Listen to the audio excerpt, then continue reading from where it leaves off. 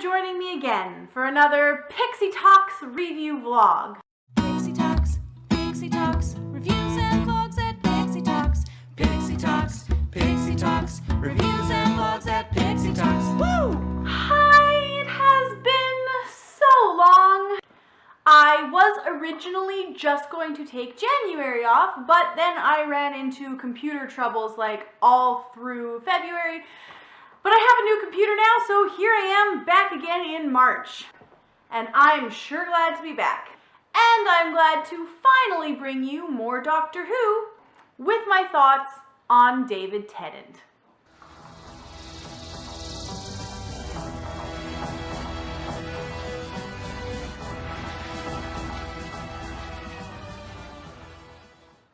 Man, this has been a long journey to get here. And I'm actually really glad that I took the long road to get to this point, because there's actually an awful lot of referencing back to the classic stuff in David Tennant's run. So I feel like I ended up enjoying him more than I would have otherwise if I hadn't watched the classic stuff first. So let's get the ball rolling and have a look at David Tennant's take on the Doctor. He's young, he's boyish, he's charming, he's a bit of a dick, really. While the Ninth Doctor tends to play the typical rough and tough on the outside, but a total softie when you get to know him, David Tennant's Doctor is rather the opposite. He plays the charming, smooth-talking, quick-witted hero while hiding incredible amounts of bitterness, anger, and self-obsession. Of course, it's not unprecedented for the Doctor to have a rather staggeringly high opinion of himself, but Tennant feels like that's been taken to a new kind of extreme. Which isn't to say that he's not likable or intriguing as a character study because of it. In fact, it makes him rather fascinating. He's quite fun to watch, entertainingly glib, but he's hiding a roller coaster of emotional baggage, which ends up making for incredibly unhealthy relationships in his life. Which brings me to the companions. The 10th Doctor has gotten a little bit of flack for the romantic entanglements that he often ends up forming with his companions. And it is a little bit just not really in keeping with his previous characterizations. It kind of makes you wonder why this guy has been hanging around Earth for so long, constantly recruiting young women to follow on his adventures this whole time. Before the 10th Doctor, we might have figured that he was just too alien to really form any romantic attachments with a human, so that wasn't really a factor. In fact, in the entirety of Classic Who, I think I only got a romantic vibe once with Sarah Jane Smith. With the 10th Doctor, however, we spend a lot of time exploring the Doctor's romantic side.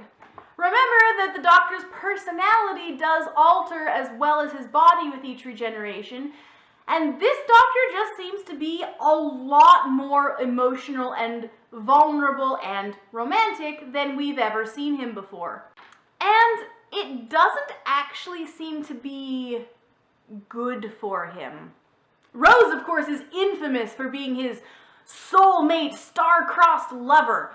And the scene where she leaves him is pretty famous for being one of the most heart-wrenching moments in modern television. But was Rose really healthy for him? Their relationship was fiery, but it burned hot and quick. And it did seem to leave both of them more the worse for wear. Now, I have already discussed Rose at length in the 9th review, so let's move on to some of Tennant's other companions.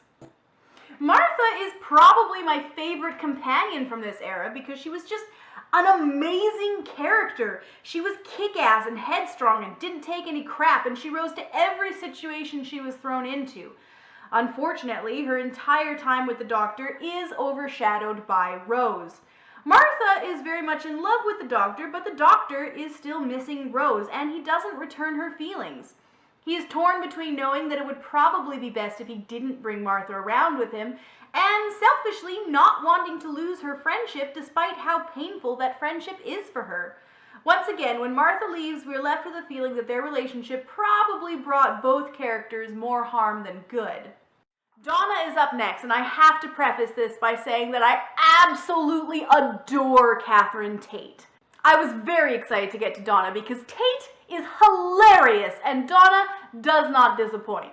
Donna is the only companion here that is free of any kind of romantic entanglement with the Doctor, and their relationship is a breath of fresh air after the hurt-filled drama of the previous two. They are quite literally best friends, and it was a joy to watch. Donna is also just ludicrously hilarious and entertaining, and I absolutely love every single moment with her. Now, as far as writing styles and thematic quality, this Doctor very much carries on from the groundwork that was laid down by the Ninth.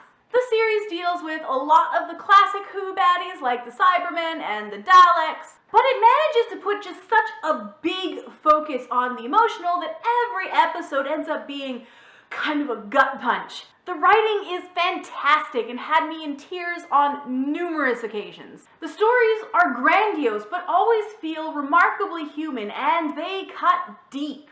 Some of my favorite episodes include the Pompeii episode, the Ark with the Master, and the Library.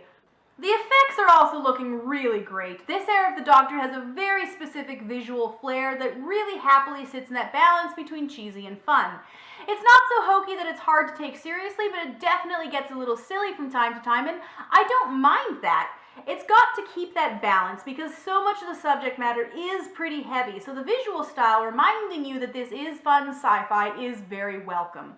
Altogether, this run of the Doctor is an emotional ride that is as dramatic as it is action-packed. It's gripping, it's complex, and it explores some highly flawed characters through very difficult situations. My hat is off to the writing with this. It is some of the best television I have seen in a long time. And next up, of course, will be number 11, Matt Smith.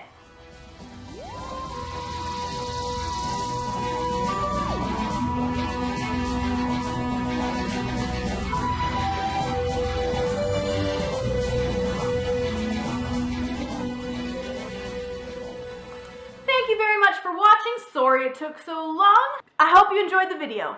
Please be sure to subscribe for more. You can also find me on Facebook and Twitter. And with that, I will see you guys next time.